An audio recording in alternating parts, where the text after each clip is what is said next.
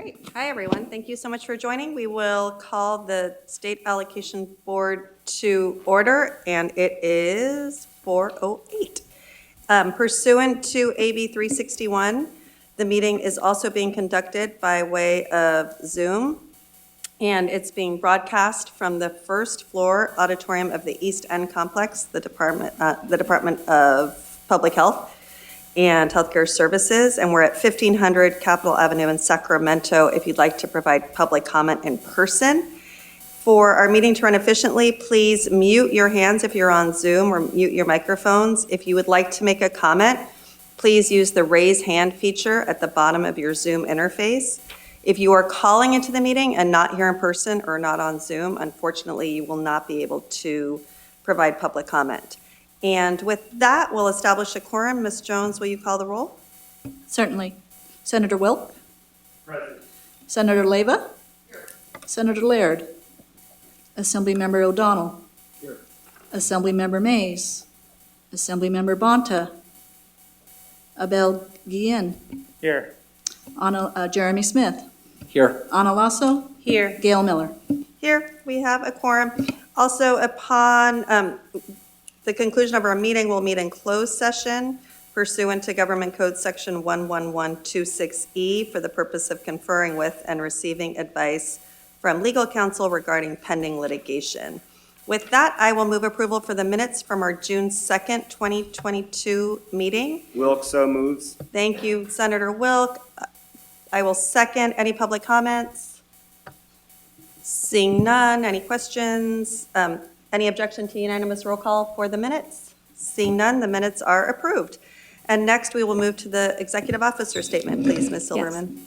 So we have a few updates to share tonight, very actually condensed agenda tonight. So we wanted just to share that the staff opened up our office, meaning it opened for the public, and we're actually still offering a transition to a hybrid work environment. So as of effective May 31st, we are still located at 707 3rd Street, but we're actually in West Sacramento. We are actually moved from the 6th floor to the 4th floor. So you have to look for us. We're on the 4th floor, public counter, and all that's available. So again, we encourage districts, we have a rotating schedule, and so maybe keep in contact with your program staff and your physical services staff and accounting staff. So Tuesdays, we offer our physical services staff. Wednesday, we have business services, and we have program staff on Thursday and accounting staff on Friday. So if you are interested in a public meeting, please reach out to your respective program person. And again, we just want to encourage districts, you can still reach out through Zoom.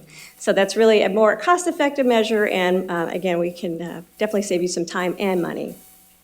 The second update we wanted to provide is a priority funding certification round closed on June 9th, and that was really important that the board took action on June 6th for the projects. And to that extent, we wanted to highlight the certifications that came in. There was $481.5 million, and so that's great news for the program. These projects are eligible for the fall bond sale, and again, those certifications are valid from July 1st, 2022 to December 31st of 2022.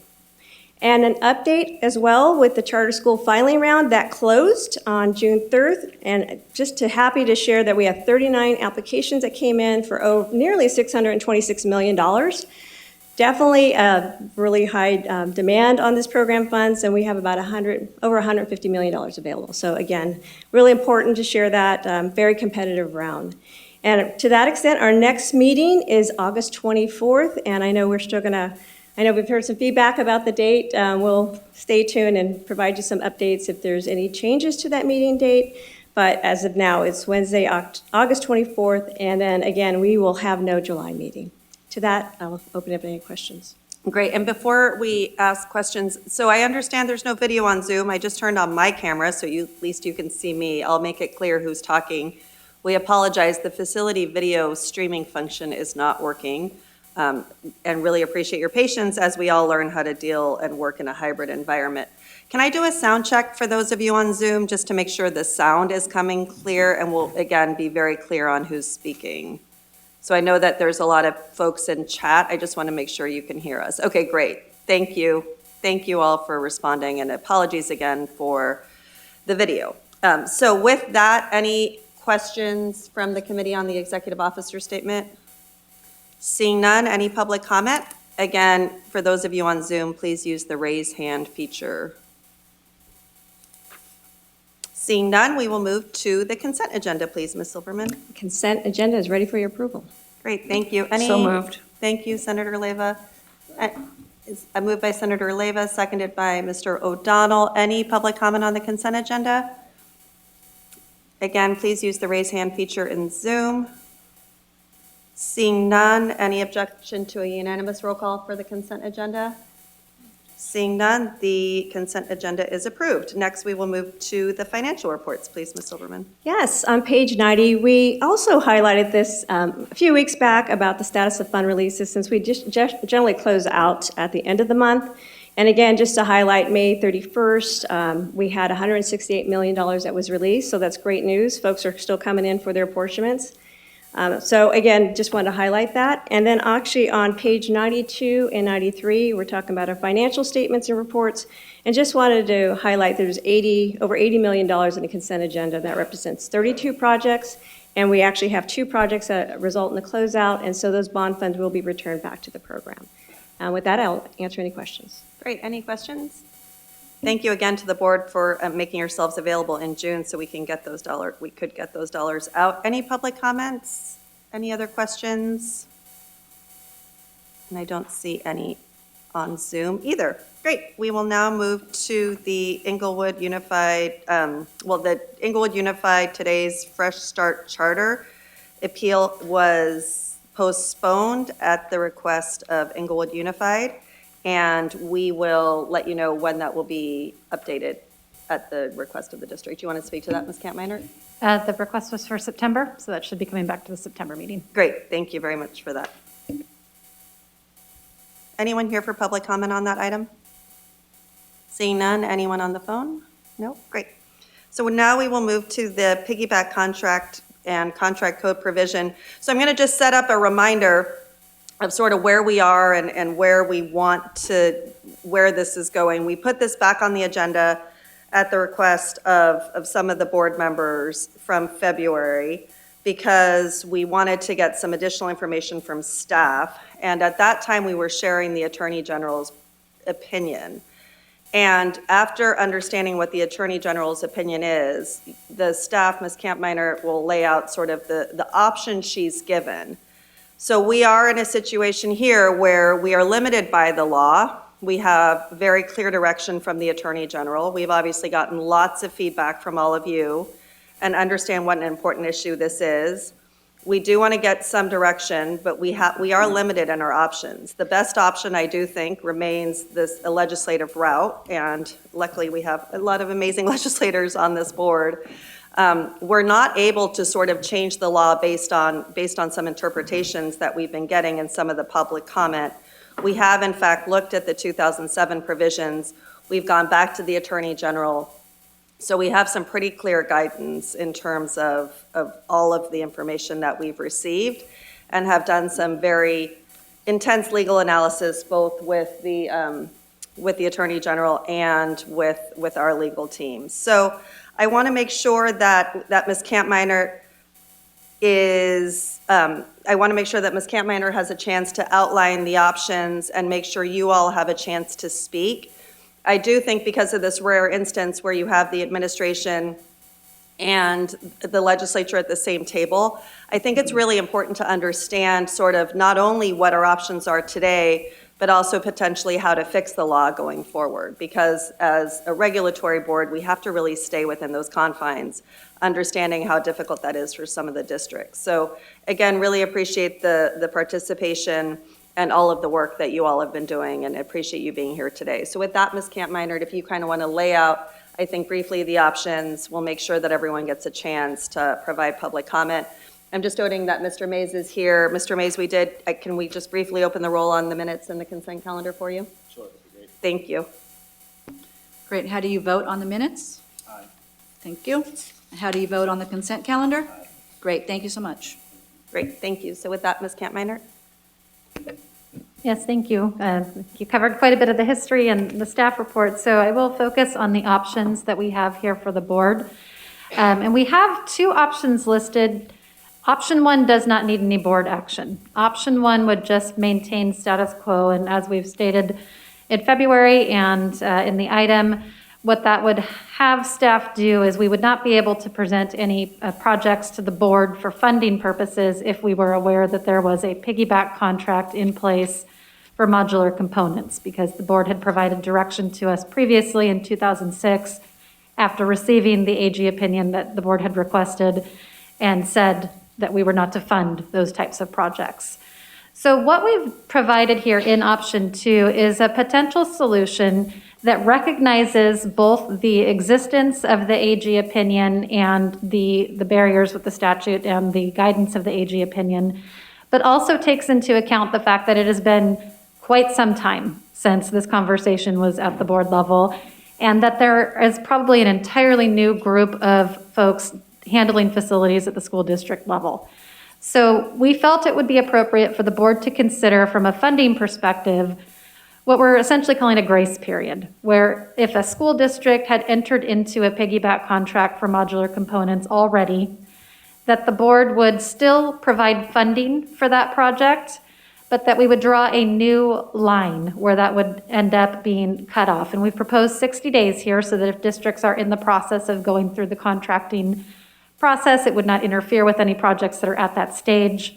It would allow for the projects that have already been constructed or have already contracted and are well underway to still move forward in the process. But essentially, if the vote for option 2 is, if the board approves option 2 today, then 60 days from now, after that time point, if districts entered into a contract for modular components using a piggyback contracting method, we would not be able to fund. So everything up until that date would be fine, which will cover the vast majority of the projects that we have right now on our workload list, because a lot of those projects are under contract or completed.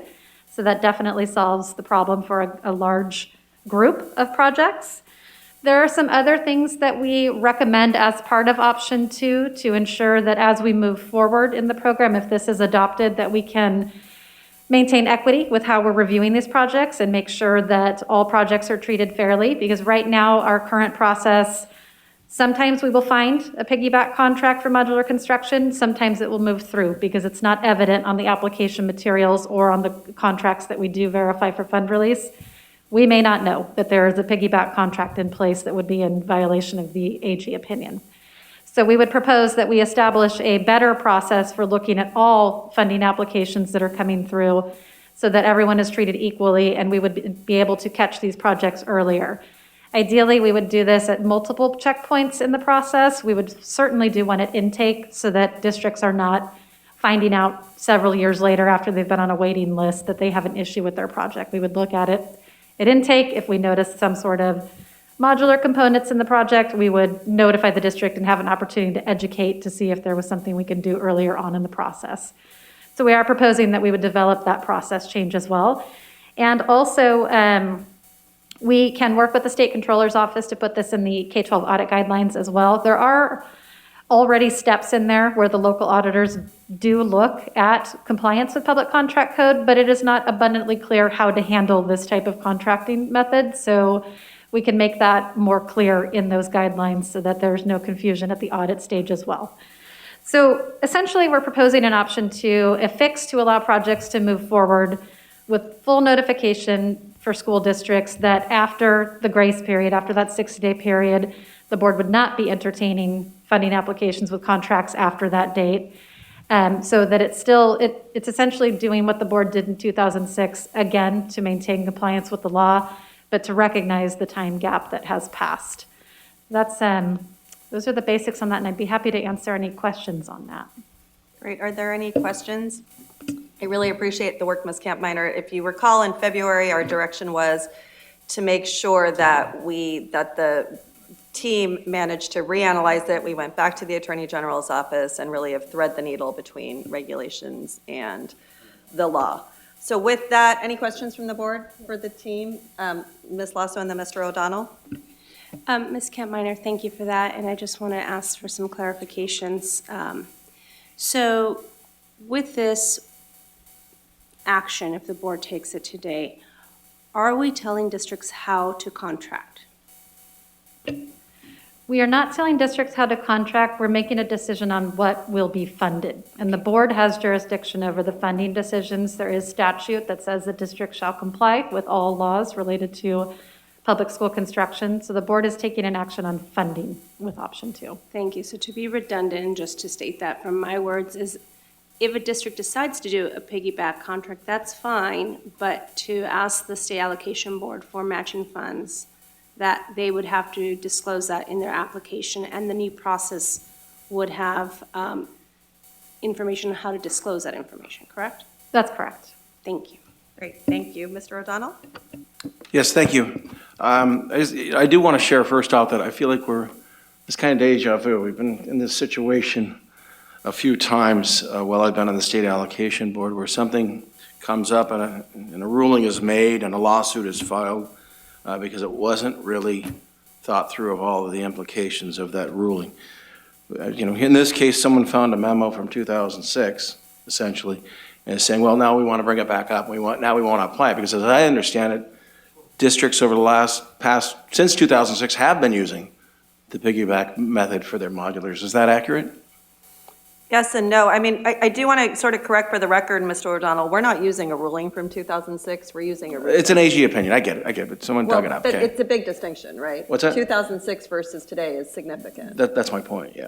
So have districts been employing the piggyback method for the construction of modulars?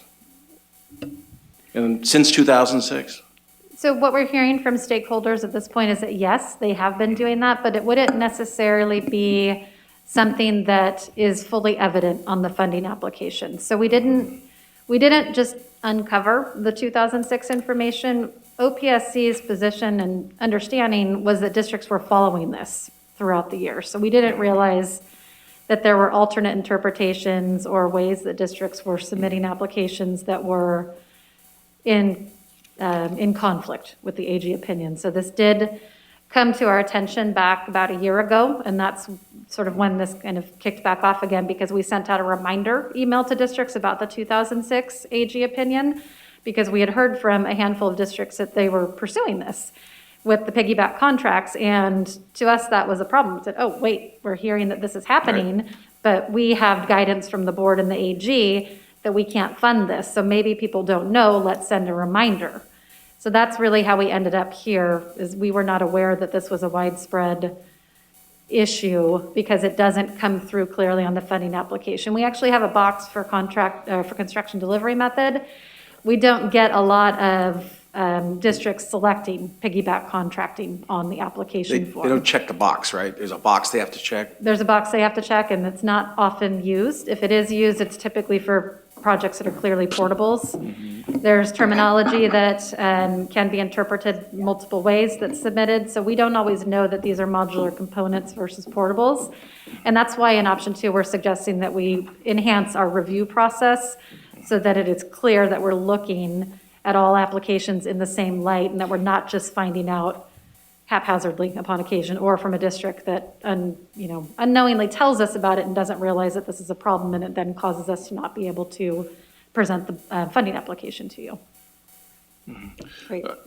And what would be our options? Could one of our options be go back to the AG and ask for another opinion? Because I'm struggling with this, because I actually think it should be an allowable use, that districts can piggyback with modulars. I think the option. That's my opinion. Right. So you presented 2. Is another option that we could go back and ask for another opinion, given that there's new folks, new experience, and a significant Yeah, we could certainly- timeline since that memo and the last board. The issue is that we've asked the AG, we could certainly get an official opinion and put this over. I think the thing that would make the most sense is a law that actually allows for this to happen. So it's not that we're necessarily against this being an allowable use. In fact, quite the contrary. It's that the law is not allowing it to be. But I think that I think that's my point, is that I think there's differing opinions. There's the public code, the public construction code, I don't know what you call it, which apparently says one thing, which all other governments are using, and now someone has carved something out and saying, hey, for schools, you can't use this method. So Well, it's because the way we fund, so schools can use this method. This is not a question of what method they use I get to what contract. it's about funding.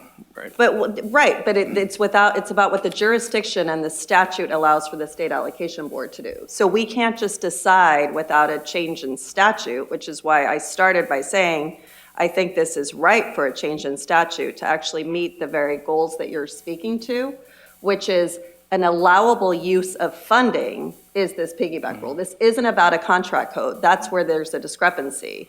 So we have to be really clear. I see you, Ms. Law, so I'm going to go to Senator Wilk and then But just Mr. quickly, Mays. I I'm just struggling with whether or not we need a statute to clarify an AG opinion. We don't That's need just a what I'm statute struggling to clarify the AG opinion. The AG opined because of a disagreement with the districts. We Right. are now in a position where we, as a state entity, have to rely on an AG opinion. We have verbally discussed it with the AG. They haven't changed their mind. So we have two options. Put this over, get another AG opinion, wait a few months, and districts remain in limbo. Go to option two, potentially look to the idea of legislation. So those are sort of our two options. But what we need is the clarification in the law according to the Attorney General. A board can't go beyond the law Correct. because of the Public Contract Code. So I struggle as well. I think this is an example of how the intent of the law probably needed to be made clearer. But why don't we go to Senator Wilk and then Mr. Mays? Thank you, Madam Chair. Actually, my question was already asked, but I had my staff pull in from January 2011 through 2022.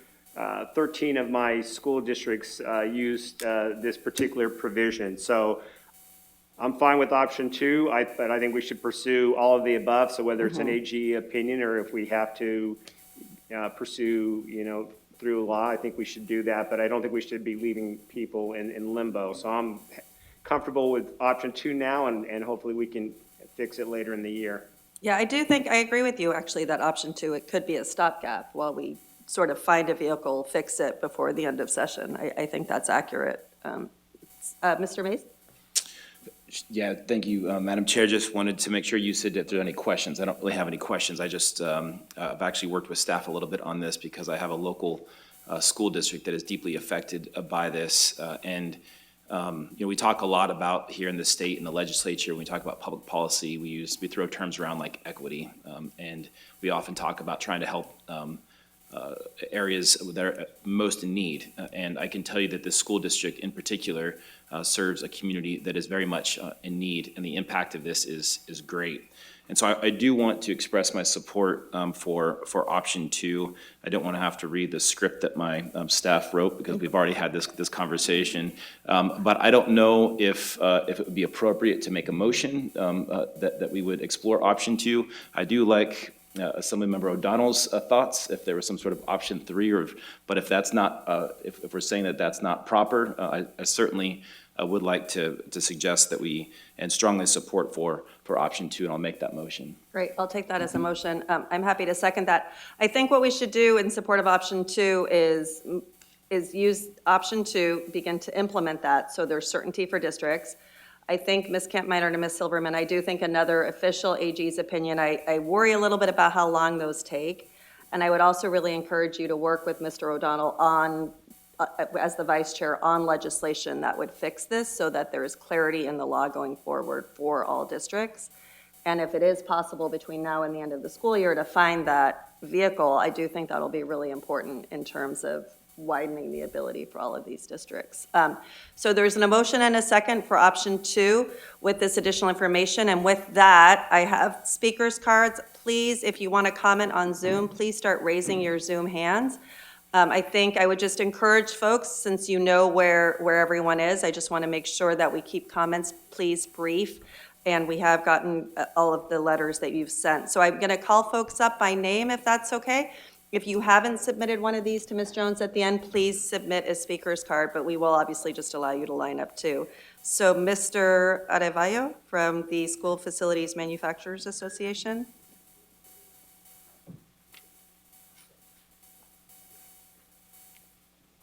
And if you could just state your name one more time for the record and make sure that the sound is on because we don't have video. Great, okay, thank you.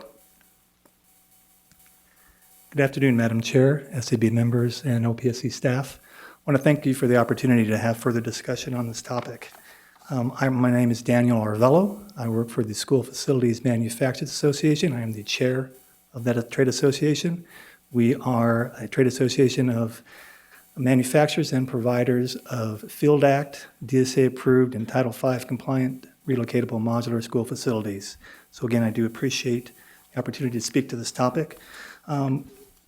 It was referenced in the OPSC summary, and again here on this dais, about the 2006 AG opinion, and that has been something that has been referenced and used for the execution of the piggyback contracting.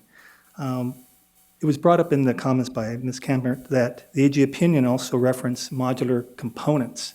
And modular components are different, as we view it as an industry, and what's also is defined from a relocatable building or a modular building. Modular component has no floor to it. It does not meet the definition of a relocatable building or a modular building, if there is one, to meet the same compliance. So the other point that we wanted to make is, it is also mentioned and it's discussed here, we really appreciate the thoughts about legislative action moving forward to kind of fix this issue.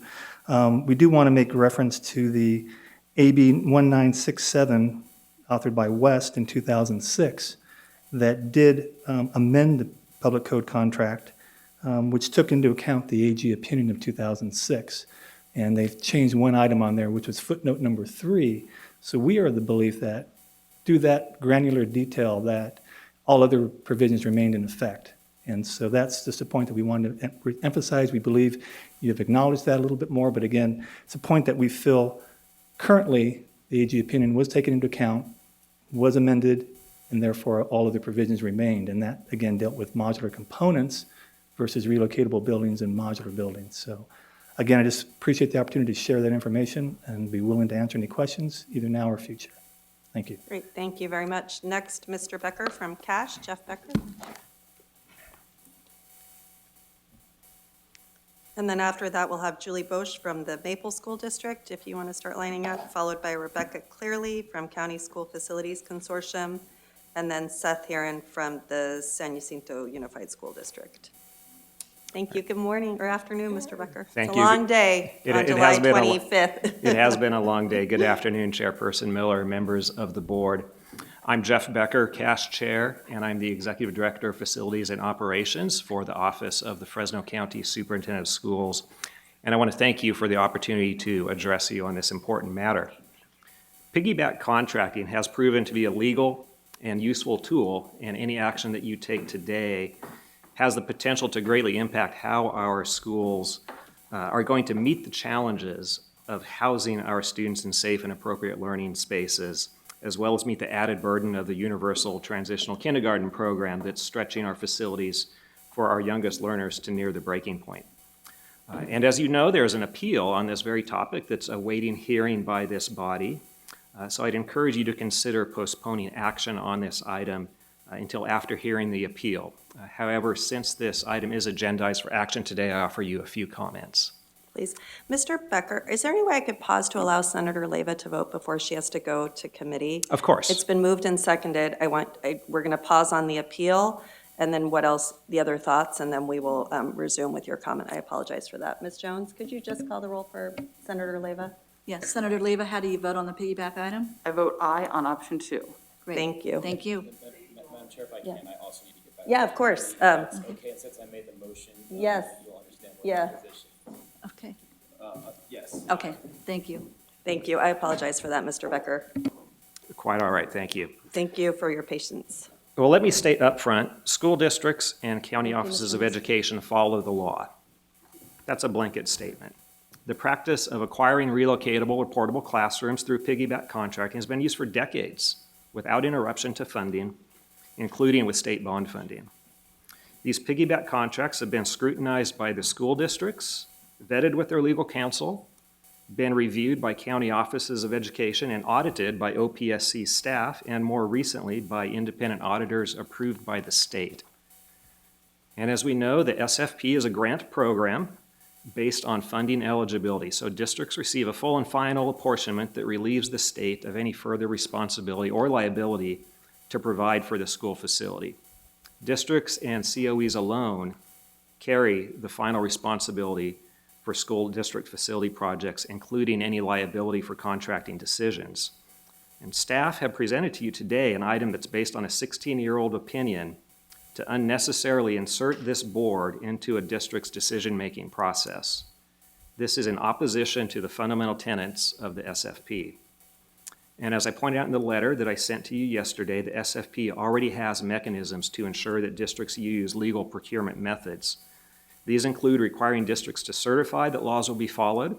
It includes SFP audits that are performed by independent state-approved fiscal auditors, as Ms. Kampminer said, specifically reviewing procurement methods and compliance with the Public Contract Code as outlined in the current K-12 state audit guide. So in 2006, this board voted to accept the AG opinion and directed staff to notify districts that permanent modular construction must be competitively bid to receive funding. And I respectfully point out to you today that this board acts through regulation. We have no regulation supporting the denial of funding based on the AG opinion. And I also respectfully point out that regulations promulgated by anybody, and we all know this, must be supported by statute. We have statutes specifically authorizing piggyback contracting, and that's Public Contract Code 20118. The AG opinion is just that. It's a legal opinion. It's not court-tested. In my opinion, it's not well-reasoned, and it's not informed by the complexities of school facility projects. A second way that this body acts is through hearing appeals. However, as we all know, when this board has stated many times, appeals do not set precedent. They're specific. And the 2006 action appears to be a directive to staff to notify districts of the opinion and an admonition to those districts to follow the law. No regulations were adopted subsequent to that, changing the application and apportionment process, and none are needed now. And in fact, we heard that there's actually a box to check for allowing piggyback contracting on the 5004 form to apply for funding. So I urge you to take no action today, but I differ from staff as to what taking no action means. Taking no action means that existing statute and regulations stand, and that staff will process applications to this board without denying funding based on a district's selected contracting method. Taking no action means allowing school districts and county offices of education to make local decisions within the law as to how to best meet the needs of students, including the use of piggyback contracting as authorized in statute. Taking no action respects the intent of the SFP and protects the state from liability for district decisions.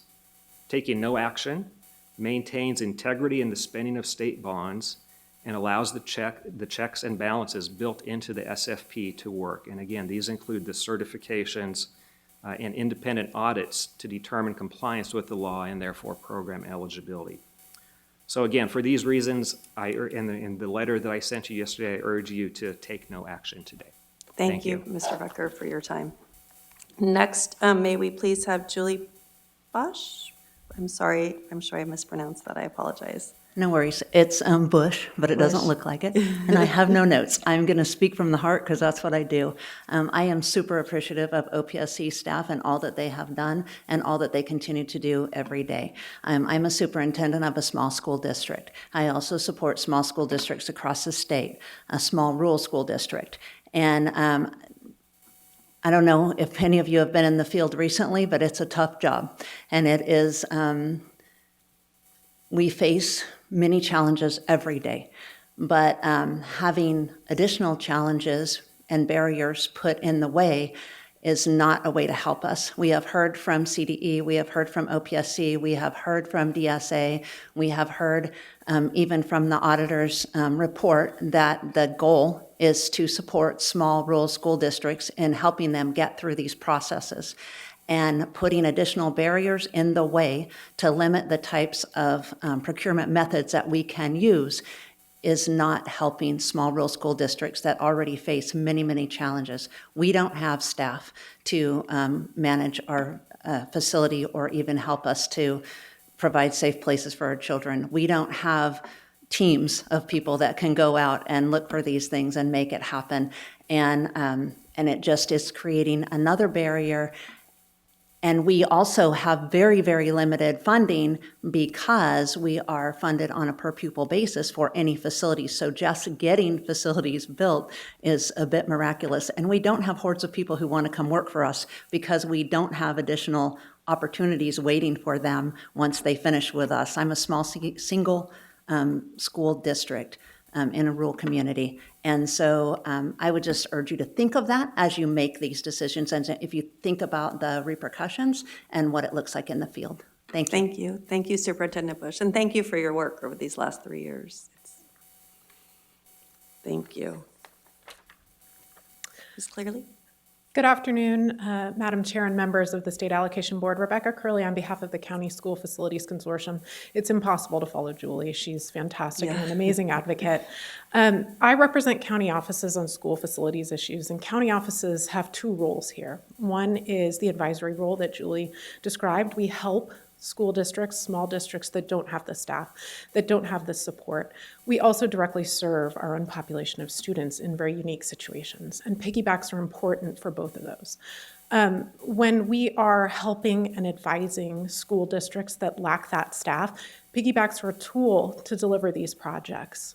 When we are doing our own projects, these are sometimes because school districts have taken back the facilities that we've been using. For example, for a special education program, we don't have the option to say, we're not going to serve those students in the fall. We have to quickly deliver projects so that we can meet those students' unique and specialized needs. And piggybacks are a way that we can do that. Piggybacks save time, and you know time is money. They're already competitively bid, so I know that's been a concern in the past. They're competitively bid. They have already been designed. They have DSA pre-check, and so saving those months and having a pre-approved building helps us deliver that project faster, and time is money. In an era of very quick cost escalation, which I know you recognize, you just approved grant increases above 15%. Piggybacks allow us to know that we're going to be able to deliver our project on budget. And for financial hardship districts, and county offices are automatically financial hardship, we don't have a funding source to bridge gaps. And so if we don't have that price certainty, it's very difficult for us to bridge those gaps. We do not have local bonds. There's no other source of funds. And so if we know that we can hit that number, we know we're underfunded. But if we can hit that number and we know it, we're able to move forward with our project. I very much appreciate you taking the time to hear us and listen to us so we can try to find a solution. But we're asking you not to take action today to prohibit the use of this legal procurement method. Thank you. Great. Thank you very much for being here. I appreciate it. The final in-person speaker, and if anyone else would like to speak, please line up behind Mr. Heron from the San Jacinto Unified School District. Good evening, Madam Chair, members of the board. Thank you for giving me a few minutes of your time this evening. We are the district with the appeal that's pending. I think we're going to tentatively see you in August. Some of you may recall I spoke to you at the February meeting when this item came for information. Yes. We built a new middle school and we switched to modular construction to stay within budget and open the school on time. It was the right decision for our community. I just wanted to thank you, thank the staff for proposing an item that we think levels the playing field. It allows for a reset and a consistent process moving forward. So we strongly encourage you to vote yes for option 2 so that that's the right decision for students and communities in California. Thank you. Great. Thank you for being here, and thank you for joining previously as well. We'll now go to people on the Zoom in the order that I see their names.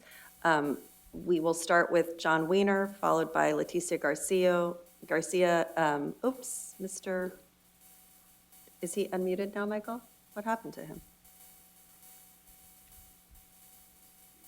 Sorry.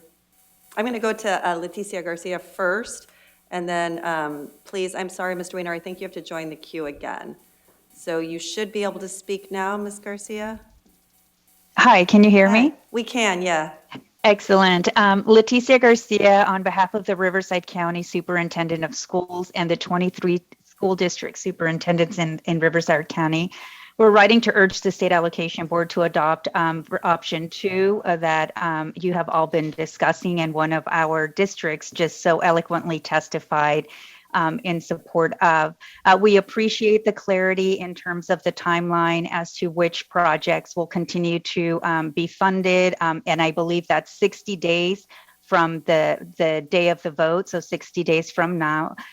So we appreciate that. And we also appreciate the conversation of pursuing a legislative action to further bring clarity to this issue, and also encourage the legislators on this board that legislative solution also reflects a time where districts need maximum flexibility to meet the demands of today in serving their students, so that they can build the facilities that they need to meet the needs of their students. And with that, we thank you for your consideration and supporting option 2. Thank you, Ms. Garcia. I'm now going to Mr. Alan Ressing. Mr. Ressing, you should be able to talk. Yes, thank you. Could you speak up a little bit, Mr. Ressing? Excuse me? Could you speak up a little bit? Yes, I'll try. Hopefully this works for you. So good afternoon. Thank you, State Allocations Board, and for all you do for us. My name is Alan Rising. I'm the Services Administrator for Long Beach Unified School District. And today I'd like to take the opportunity to voice my recommendation. So, Mr. Rising, we're actually having a hard time in the room hearing you. Can I recommend that you join by video and phone so that you come in clearer? Do you want to try one more time speaking directly into your microphone? Yes, I'll try one more time and see if this works for you. I would stay right where you are because we can hear you just enough now. Got it. Thank you very much. So I wanted today to talk a little bit about the Long Beach School District. We have a long history of successfully partnered with the state allocation plan OPSC to deliver vital classroom buildings using the piggyback procurement. OBSD is currently finalizing a long-range master plan that will address many of our most critical facilities, including the replacement of over 1,000 portable classroom buildings. The district intends to replace many of these deteriorated structures with modern modular classroom buildings that meet the needs of our students, teachers, and our community.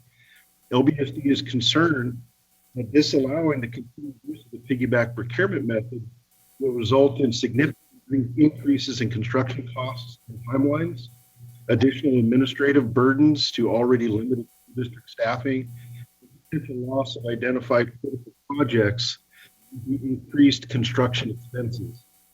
It is very concerning that the OPSC has recently surfaced an opinion written in January 2006 by a prior Attorney General that addresses the subject of modular components placed on permanent foundations. The OPSC is using the stated opinion as justification to limit or restrict vitally needed school funding at a time when schools across the state are struggling to address critical building needs, water quality issues, air quality issues, and school safety concerns. It is important to note that over the past 16 years, with millions of dollars of school facilities funds successfully granted to eligible school districts, not a single challenge has been brought to the OPSC about the continued piggyback procurement methods. We urge the board to reject all recommendations presented to the board today and instead allow districts to continue to utilize their autonomous decision-making rights on how best to build and modernize their schools. As has been stated with other speakers, the Attorney General's opinion is just that. It is an opinion. It does not change statute. It does not change the force of Public Contract Code 20118 that specifically authorizes school districts to utilize the piggyback procurement method in the course of their work. It's important, I do think that other members of the board mentioned that the Attorney General's opinion does not change the fact of that statute. So again, we strongly urge the board to reject all of the options currently presented to the board and instead allow districts to continue to have the autonomous right to use the method of procurement necessary to meet the needs of their community and their students. Thank you, for your- Thank you. So I would encourage you, we got most of that. I understand you want the board to reject all of the options. I would also encourage you to submit your comments in writing because it was, the audio really was very difficult, but we definitely got most of it. Thank you very much for your comment today. Denver Stairs is next. Ms. Stairs, you should be able to Yes, speak hi. now. Yes, can you hear me okay? We can, but I really encourage you to speak loudly. Okay. My name is Denver Stairs. I'm the Assistant Superintendent of Facilities here in Clovis Unified. And again, thank you, Madam Chairperson and members of the board. I want to just talk a little bit about the purchase or the piggyback of portable classrooms and how it's a viable option for districts to meet student housing needs with reduced lead time and cost savings. We think that school districts should continue to meet original Attorney General guidelines, procuring portables via piggyback and bidding site work by others. Portable providers should not be performing public work site work on these projects. Many districts, including mine, relocate portable classrooms where we have school site growth and new program needs. Housing developments in our district at times create enrollment growth, which creates a need for additional classroom space. We can move portables from site to site with reduced enrollment to house students at our growing school site. We can do that work over the summer break, but there's no way that we can design TSA approval, go to bid, and get the construction of those classrooms built over our 8 to 10 week summer breaks. Thank you. Thank you very much. Next, John Weiner. Hi, can you hear me? Yep, we can hear you. Great, thanks. I guess I was going to speak first, but now I'll speak last. My name is John Wellner. I'm speaking today on behalf of American Modular Systems, which is a manufacturer and provider of relocatable classrooms, the largest provider in the state. And my comments principally have to do with the legal analysis provided by staff and the AG opinion. For the most part, we don't have a fundamental disagreement with that analysis in that the piggyback statute does appear to be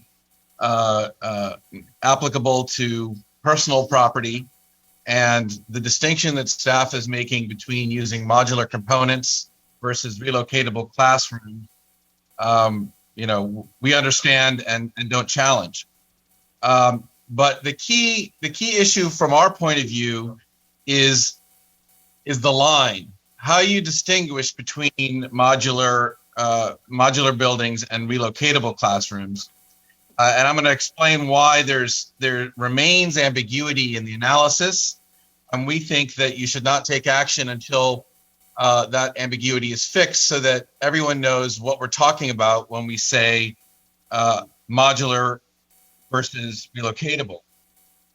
The first issue has to do with the conclusion of the staff analysis, which is that classrooms that are on, quote, permanent foundations, end quote, those classrooms would be considered real property and wouldn't be subject to piggyback statute. The problem with saying that is that there's no definition of a permanent foundation either in the AG opinion or presented by staff. And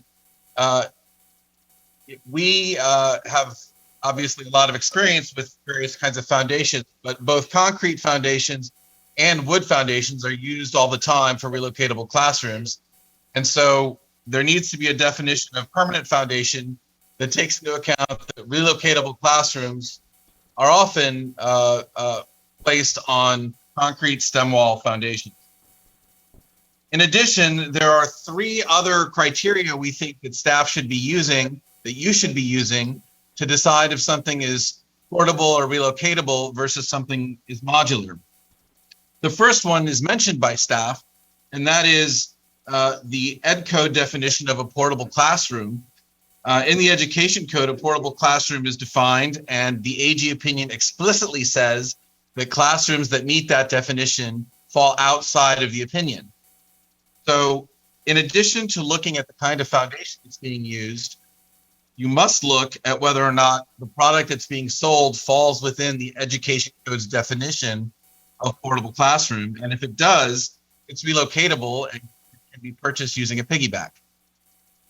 The second issue I want to raise is the tax code. There is a regulatory definition in Title 18 of California Code of Regulations. There's a definition of factory-built school building. Those buildings are defined as personal property, so they should be purchasable through a piggyback contract.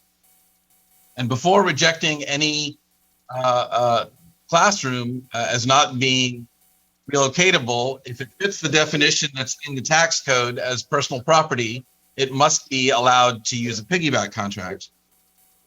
And then finally, and this is probably the most important issue, and I think it addresses the concerns of a lot of people who spoke today, and that is that California case law makes very clear that whether or not something is personal property or not depends on the intent of the buyer.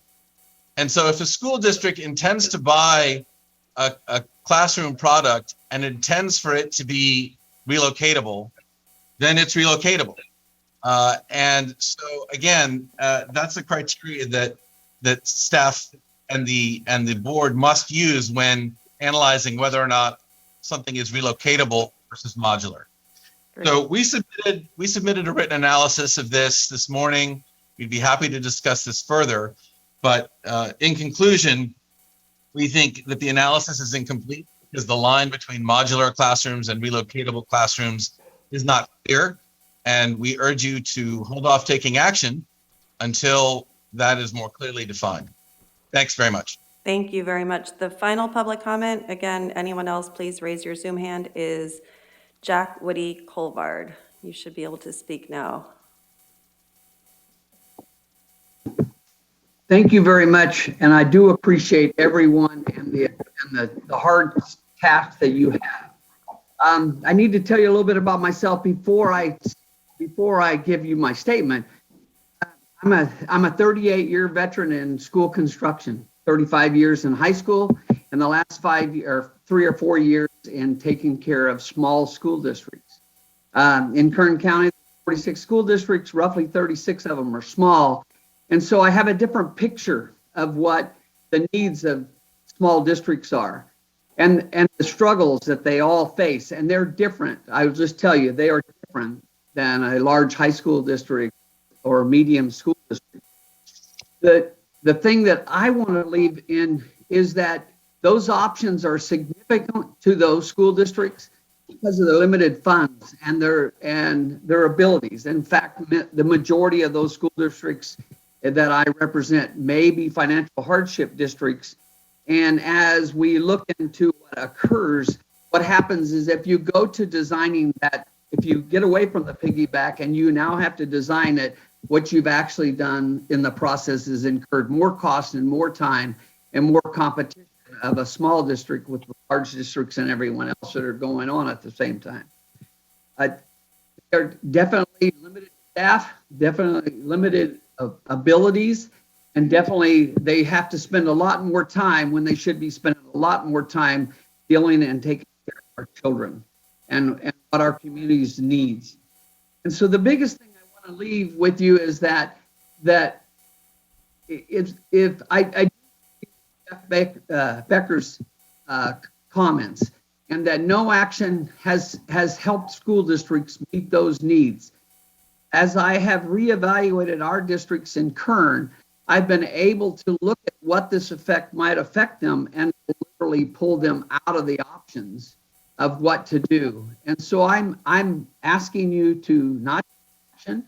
So not take action, I think you actually support all school districts, even though small districts will have some help in that process.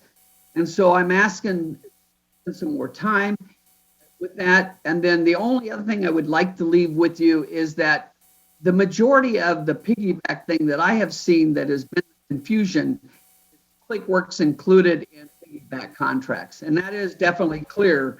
And I've always questioned whether the Attorney General is making his decisions based on public works. it's very clear Public Works cannot be included in that. And so I think the biggest thing, I have nothing to gain. Semi-retired facilities director for Kern High School District. I now help small districts. I get paid a very nominal for helping county, but my delight is helping small districts. And the decision will significantly affect them, all of them. Not in Kern, but everywhere in the state, it'll significantly affect them. So I'm asking you to please consider each of them. Each of them have a different ways to accomplish what they need to accomplish. And if we take away their options, we take away abilities for them to meet the need of their community's kids. I thank you very much for giving me a moment to talk. And if you have any questions, you're sure welcome to call me.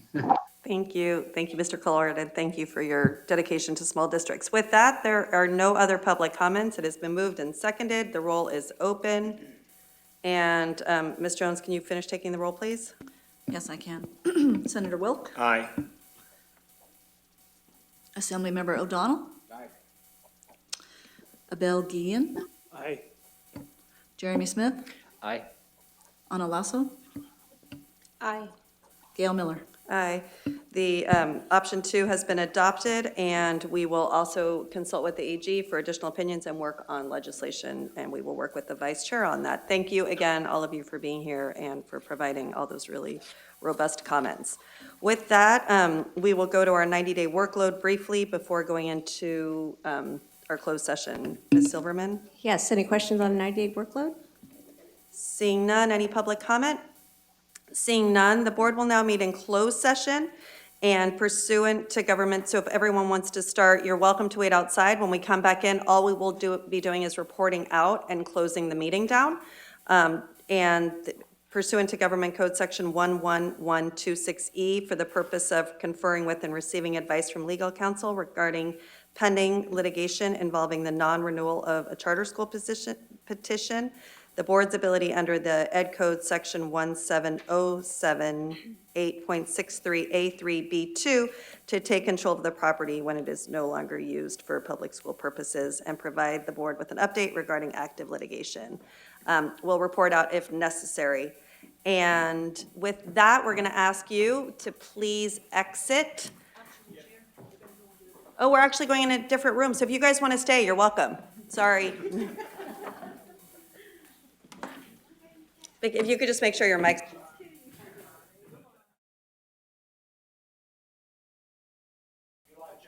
Great, thank you so much. Thank you to the team for helping us facilitate the meeting. The board met in closed session, and as we discussed before we went into closed session, pursuant to Government Code Section 11126AE, for the purpose of conferring with and receiving advice from legal counsel regarding pending litigation involving the non-renewal of a charter school petition, the board's ability under Education Code Section 17078.63A3B2 to take control of the property when it is no longer used for public school purposes, and provide the board an update on active litigation. So there was no action taken during closed session, and am I muted on Zoom? So the board met in closed session. And no action was taken. And with that, the State Allocation Board is adjourned. Thank you.